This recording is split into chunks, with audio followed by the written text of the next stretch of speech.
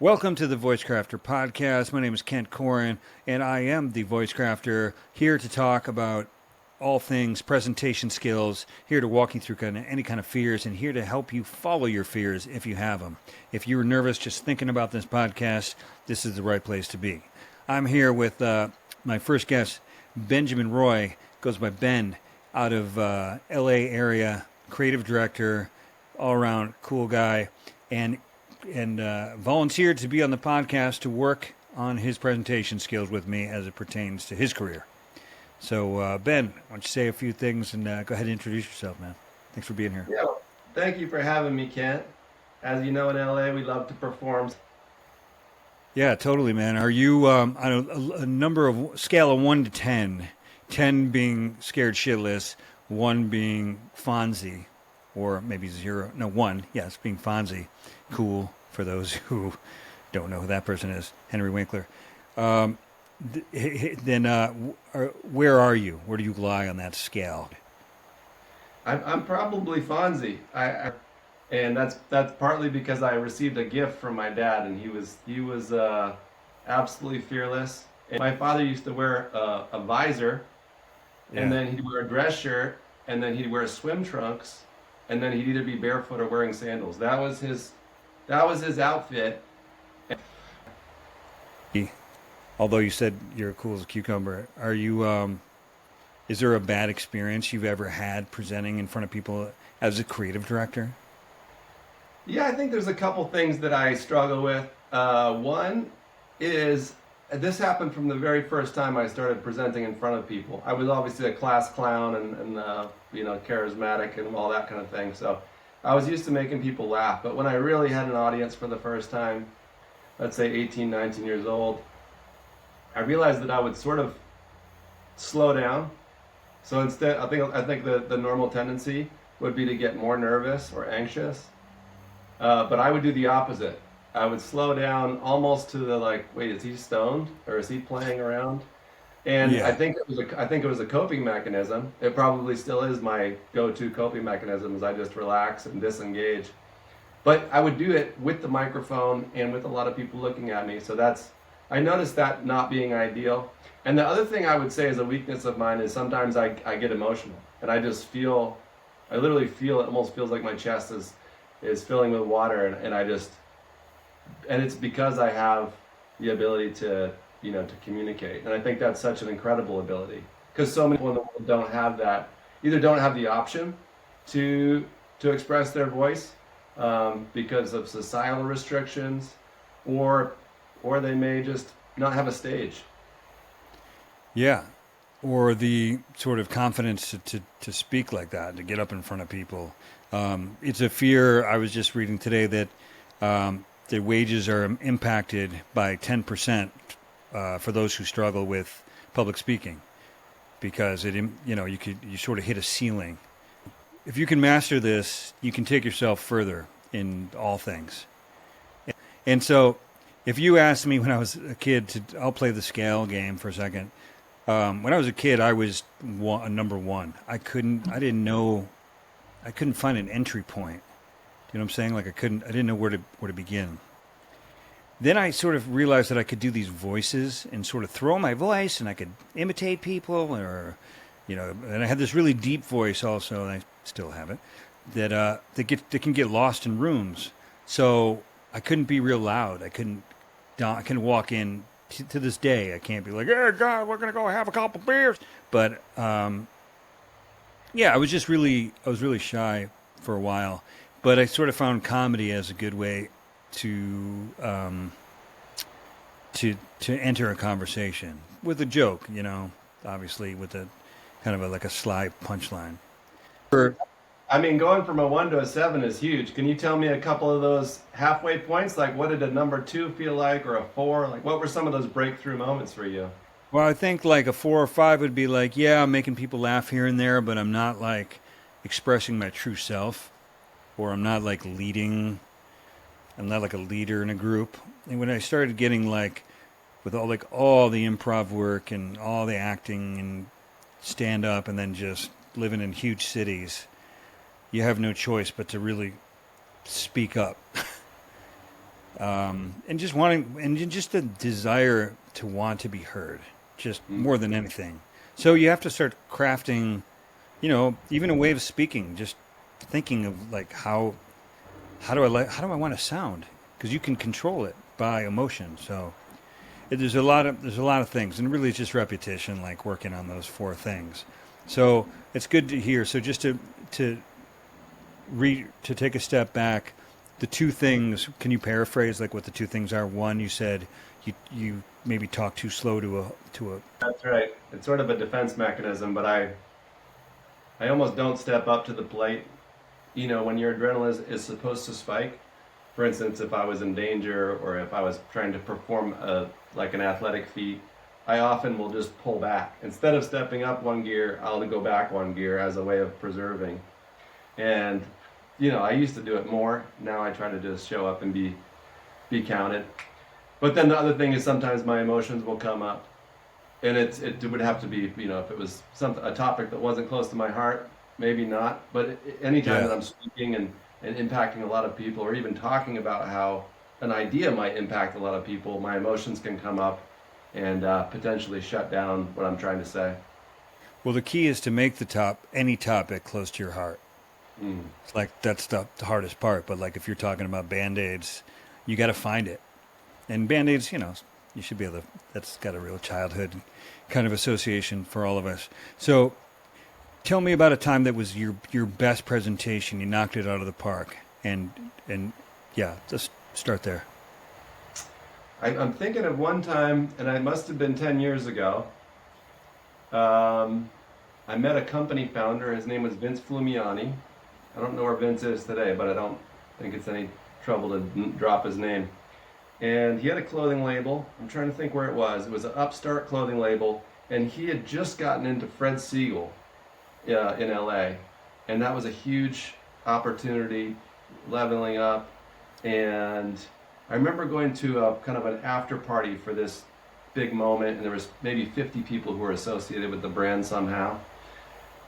And I somehow encapsulated everything that they had done, and the significance of it, and kind of where the ceiling was.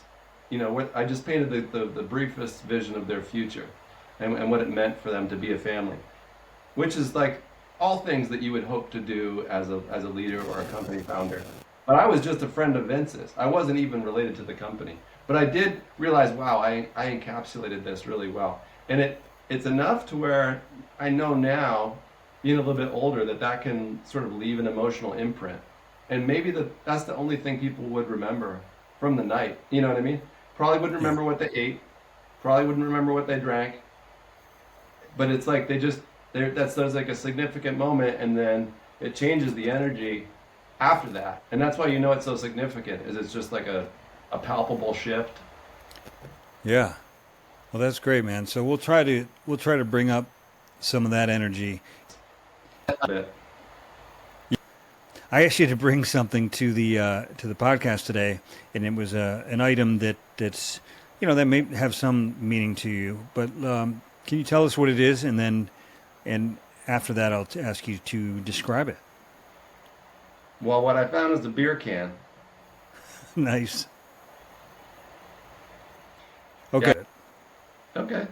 So Yeah. whenever you're ready, grab your product, hold it up, take a step back, and You want me to hold it up and describe it at the same time?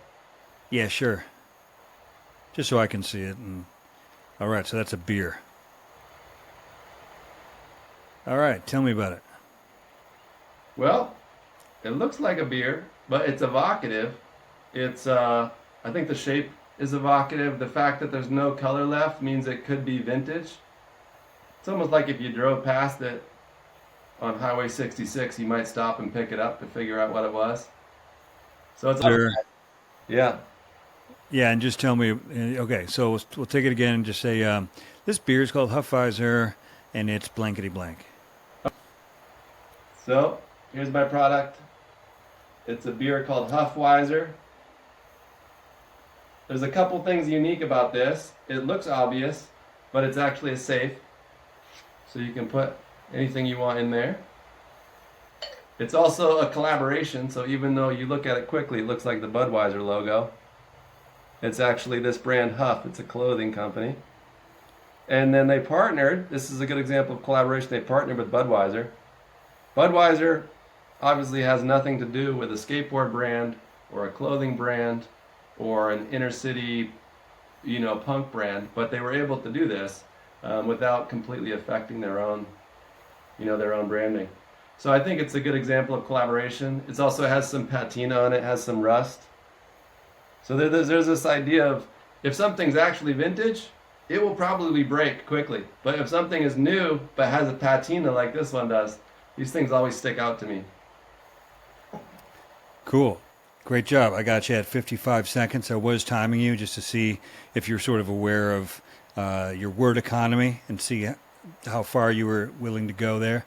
I thought that was great. I thought that was really relaxed. I thought your energy was actually higher than at the beginning of just you and I talking. So you seemed like you had some emotion there. So what I was looking for was to see if you were hitting any of the B's. And so the B, if you remember, is body, E, emotion, E, like experts. Obviously, it's yours, so you know it.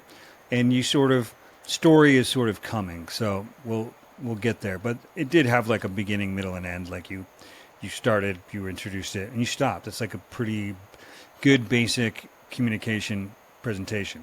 But what I didn't know is like much about you, like your kind of attitude toward it, and like sort of why you care about it. And that's only because I asked you to just describe it, so I didn't say spill your guts.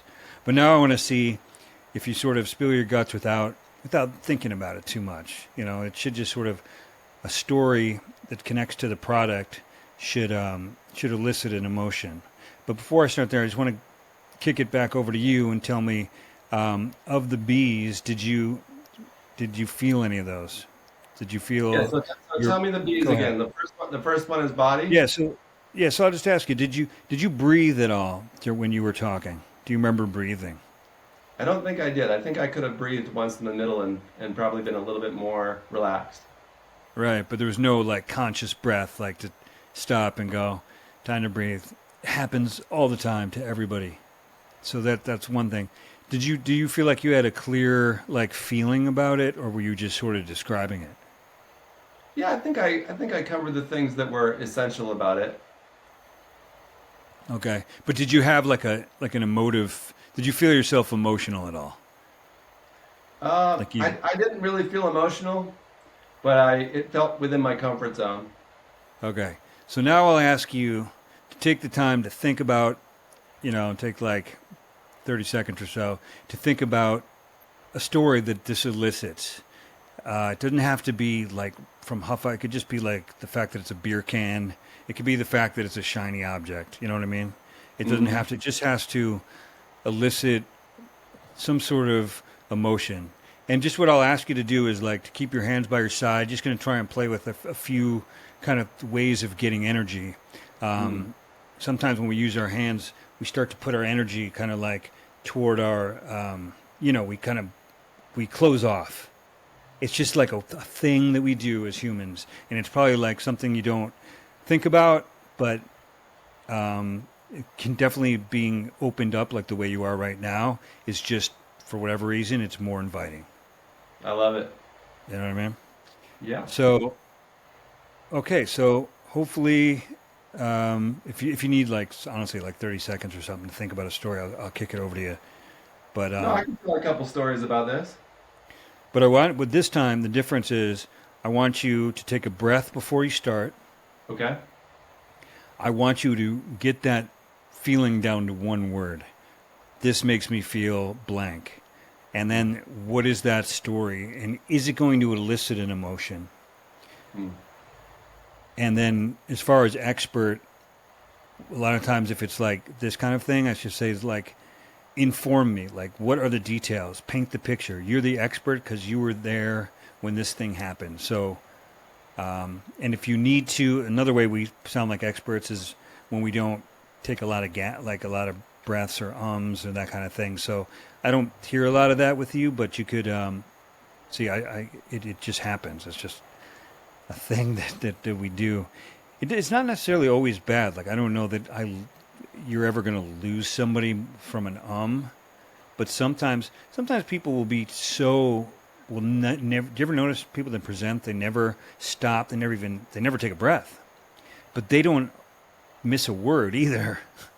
And I don't know how they Right. do it. I just sort of believe that it's a little more memorized than it is authentic. And I think a presentation should be different every day. Should the nuts and bolts of it should be there, but it should feel a little bit different and have freedom to explore it again every time you tell a story. So that it's unique to you. So it's not like remember those kids that would tell you jokes and be like, all right, a guy walks into a bar, beep, beep, beep, beep, beep. You're like, there's nothing funny about that.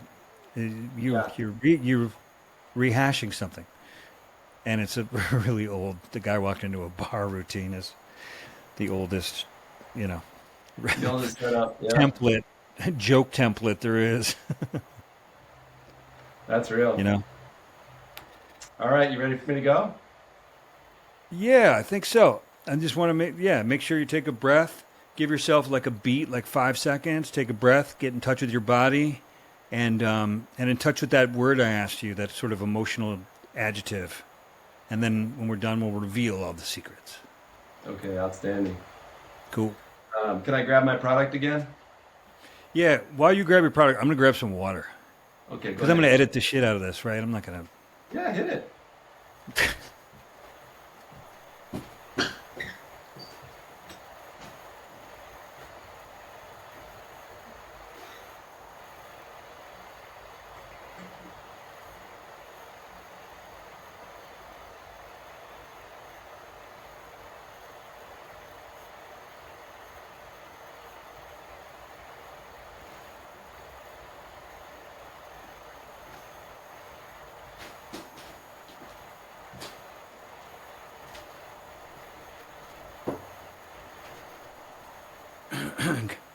Sounds good. Well, I'm going to do a little bit of meditation here. Breathe.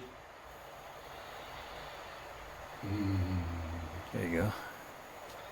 So yeah, here's my product. I love it because it's symbolic of collaboration. And there's a little bit of audacity built into this situation because this is the famous Budweiser beer, one of the most recognizable brands in the world. And they're willing to take a huge risk on a couple filthy, alcoholic, potentially drug addicted skateboarders who started this brand Huff. And this little black label, that's all it is. But the black label here represents that audacity of being willing to show up and saying, you know what, I don't have a huge ego, but this is the first 3 letters of my name. This is a guy named Keith Huffnagel that started the brand. And the art director is named Benny Gold. Benny's, he started Huff and has his own brand now. But these are people who are not exceptional. They're the same as you and I. I shouldn't say they're not exceptional, but they're accessible. And yet they turned their willingness to show up and stand up and ask for big things and make bold requests, they turned that into a collaboration with Budweiser. The other thing that I really like, I'm thinking about pacing now, just take one step back. The other thing I really like about this, and this is related to my one word, and that's timeless. It's timeless. It feels like a connective device. And it's the same reason that you see 12-year-olds in New York who are still wearing Chuck Taylors, because it connects them back to a time before technology, before cell phones, before the internet. They get to have a simple experience of life, just the way they could have in the 1950s. And, I had 2 uncles who would drink 24 of these a day on any typical weekend, probably midweek as well. And I grew up in a house that was just littered with empty cans and plastic liquor bottles and things like that. And then fast forward to today, we have this produced, and we don't know if it's new or old. It's modern, it's sleek, it almost looks more like a Sapporo than a Budweiser. I don't know the story here, but it gives me that timeless sense where I don't know how much in the future it goes. I don't know how much in the past it goes. This can could have been from anywhere in the past 50 years. And in the future, because the color is all gone, it could be, it could be from 2060. We don't know, but I love the timeless nature of that one little product. All right. So, dude, awesome. Give yourself some Pats, and so I'll tell you what I liked from that, and what I'd like to see for your third and sort of final story or final presentation. So great use of detail. Like to hear more about like the two uncles, and I love that you mentioned who Huff was. Keith, I think you said Keith Huffnagel. Like I remembered that because that was a word that rolled right out of your mouth and made you seem like an expert. Like you weren't, you know, you were. It was very much rooted in truth. So I really like that. As far as the, I thought your story was sort of, and I may have not set up the exercise like completely right, but I don't care because it still got a really good presentation from you. But at the same time, like emotion wise, I think the next time you do it, which is going to be in just a couple minutes, is if you started with, when you said I grew up in a house, is when you pulled me in. I grew up in a house that was littered with, I think you said, beer cans. What's that house like? You know, that's when you got me, and that's when you get the audience. You get it when it makes it personal from you. So you could very much in your, say that was an advertising pitch, you could start and be like, you know, Huff, this reminds me, you know, you could start with that kind of story of why you're even inspired by it. So that's what I was really trying to get. But also I'm trying to get like as much like to have, for people to have like an emotional kind of breakthrough where they felt really connected to what they were saying, so that the people around, it's a little harder when it's one-on-one, but like when you have an audience, you know it and you feel it. And when I do the workshops, people will tell you, and that's really why this kind of like voice crafter thing that I'm doing is probably more beneficial in person in a large group. But that said, it's also awesome to just, you know, to hear you present. I don't think you would need any kind of visual. You'd still get that story. So is there anything between the first way you presented and the second way that felt different? Yeah, well, I picked out different facets to focus on. I think I picked out different facets that were important to me. And then the second one, I was more focused on implementing, you know, the skills that you told me to focus on, which was rhythm, pacing, breathing, and believability. Okay. So this time, that's great. Appreciate you doing that. Next time I'm going to say, I'm going to give you a word, and I'm going to ask you to really just say, if it's the beer can, what does the beer can remind you of? And when does it? What does it remind you of? And it should be like a time when you felt something. So this adjective will be, rather than like timeless is great because it seemed like it got you someplace. This one will be. I'm just going to give you the word heartfelt, so that I want to sort of see where you take it. And an old acting exercise is sometimes we speak from the head, and sometimes we speak from the heart. And sometimes, what I just mean by that is sort of like the way we imagine the words coming out of us. When they come from our heart, it just sort of becomes more, the emotion obviously comes out. It's sort of a strange thing. It's just kind of a repetition. You would get it by doing it over and over again. But I'm going to ask you to sort of imagine the words are coming from your heart. You know what I'm saying? Yeah. Just see what that does. Okay. And your timing and pacing was great. Word? I'm not going to use the word timeless. What is the word that you wanted me to do? Oh, sorry. Just heartfelt. Just warm, something like that. But I'll go with heartfelt. Like, trying to get a warm feeling. That's pretty much it. And so whenever you're ready, hold that thing again and just say, take a good look at it and really remember that thing. And then just tell me. It doesn't have to do anything with the fact with that thing, that's a shirt, whatever. It's just a beer can to put stuff in, or did it come with clothing in it? I can't even remember at this point, but I think it was. I don't know.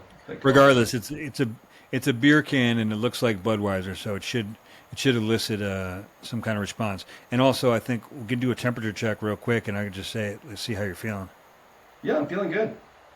All right, cool. Yeah, we'll kind of wrap it up with this story, and then we'll just do like a kind of review of like what you thought. Sure. Cool. So, So whenever you're ready. great. Well, here's my product, Huffweiser.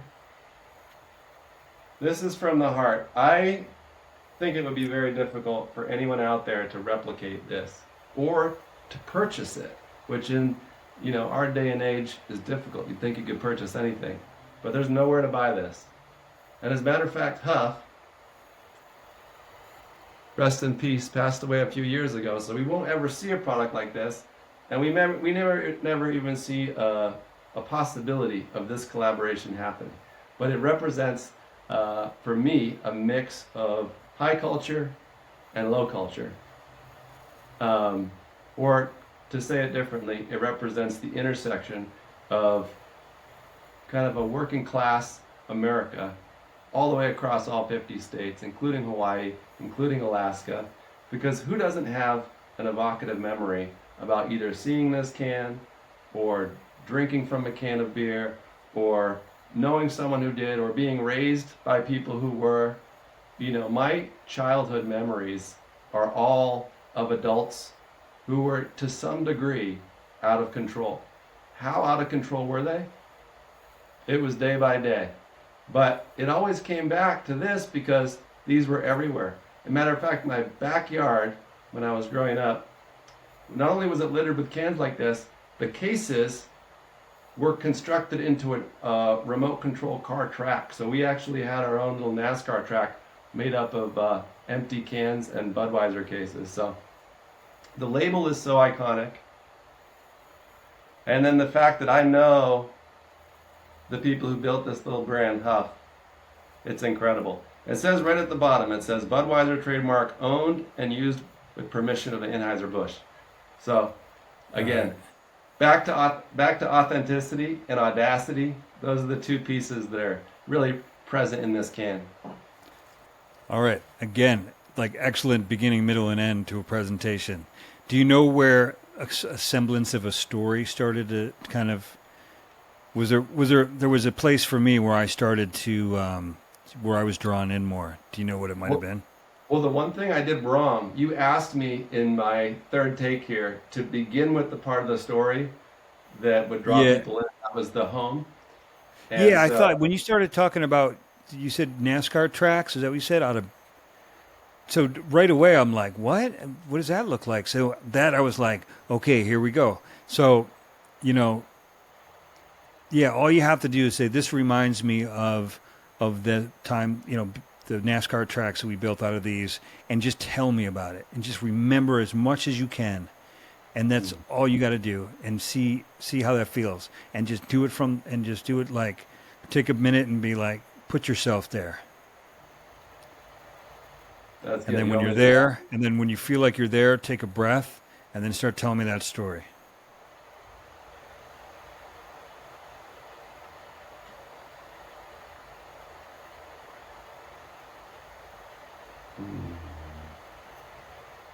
So I want you to imagine the back of a brick house. The brick house was built in the 1600s.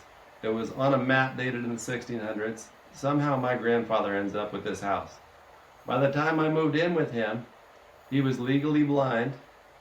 He loved to cook, and he would drive himself to the American Legion to drink beers just like this. And I'm not sure if I mentioned this, but my grandfather was legally blind. He still found his way to the American Legion. And my whole backyard was filled with empty beer cans, just like that. And as I've grown up, and as the years have gone by, I think about all the people that I'm connected to, for the love for that one brand, the love for that one beer, and yeah. What about the NASCAR track? Oh, the NASCAR track. Yeah. So there was no grass in this backyard. It was all dirt and beer cans and beer cases. And that allowed us to have about 14 turns, 3 jumps, and a finish line for RC Pro cars. How did you make those tracks? What did they look like, and who did you do it with? Yeah, so I had a couple uncles who are completely responsible for building these tracks, and their level of intoxication varied from sitting down to standing up to laying down to passed out.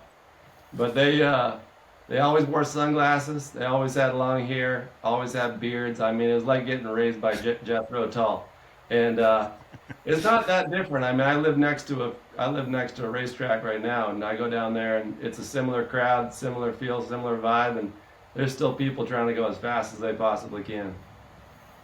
Was there something? Um, is there anything sad that happened, like to those uncles, or sorry, I'm setting it up for. I'm like, what became of those uncles? What I'm trying to. There was a that Jethro Tull. I don't know if you've said that before in your life, but that is something I would remember.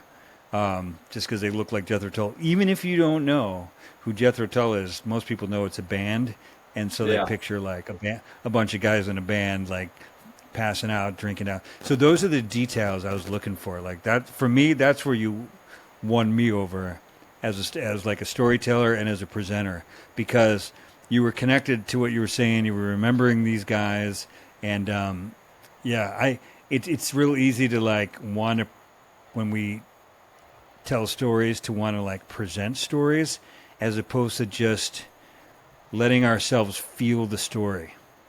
Mhm. You know what I mean? I think that's powerful what you're saying. The part about remembering and kind of you have to be so comfortable in your own skin and really comfortable taking up someone else's time to come from a place where memory is the hard drive that you're pulling from. And then to be willing to keep your emotions in it and actually feel the emotions as you're saying it. I think that's also really good advice. I think that's probably the hardest thing for instance, like music performers to do because they write a song that's so close to their heart and then they have to perform that song night after night all over the world, however far they tour. But then to tap into that emotion that song was written in, that song, it might have taken them a year to write that song. But then they have to Yeah. perform it in 4 minutes and potentially embody some of the same emotions. I think what you're talking about, there's a lot of truth in it. Yeah, and the audience knows when it feels like a greatest hits kind of where are they now band versus Springsteen or U2 or goddamn. I just saw the Dead and Company. You know, I thought they were very very much alive and plugged in. So also a good thing you and I found together is that like it is like putting on a performance, putting on a concert.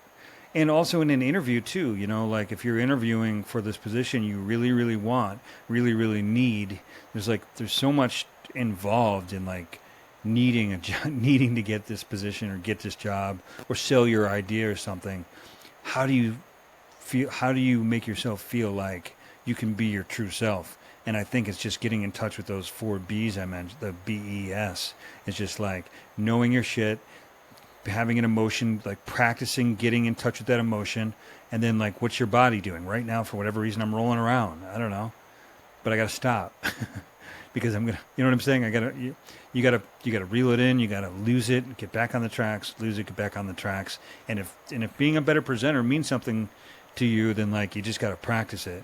And like if you can remember those 4 things and just fuck with them every once in a while, you can become, you know, become the presenter you want to be. Not that you feel like people need you to be, but just like so that you're comfortable, so that when you're done, you're like, I sold the shit out of that. They don't like it. They don't like it. I love that. You know what I I'm love saying? that.